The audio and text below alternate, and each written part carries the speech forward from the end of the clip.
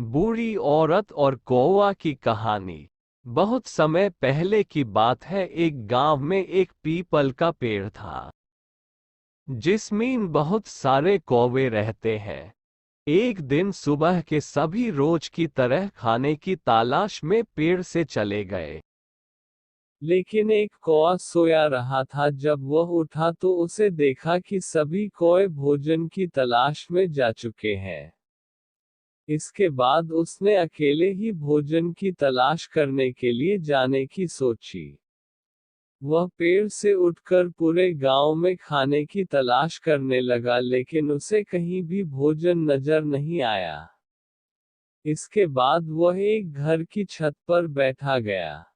उसको वहां बहुत ही अच्छी खुशबू आ रही थी। उसे जिस दिशा में खुशबू आ रही थी उसी ओर जाने लगा।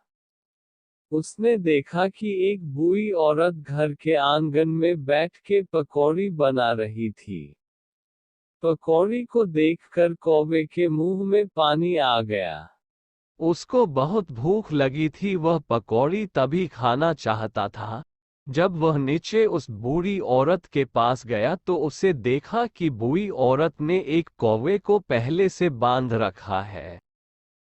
बूढ़ी औरत ने उसको भी यही कहा, अगर तुमने पकौड़ी चुराने की कोशिश की तुमको भी इसकी तरह बंध दूंगी।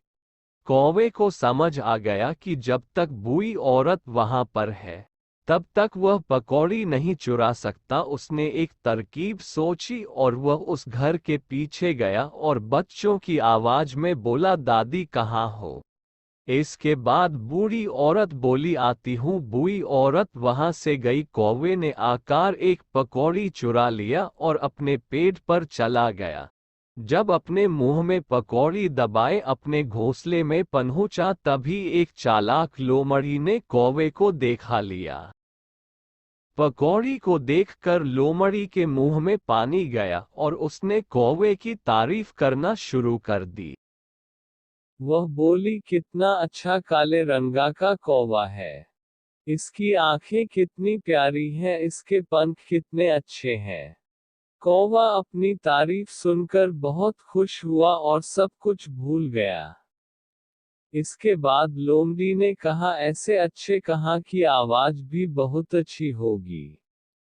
लोमड़ी ने कौवे से कहा, क्या तुम मुझे एक गाना सुनाओगे। कि इसके कौवे ने जैसे ही अपना मुंह खोला पकौड़ी पेड़ से नीचे गिर गया। चालाक लोमड़ी ने पकौड़ी उठाया और वह से चली गई।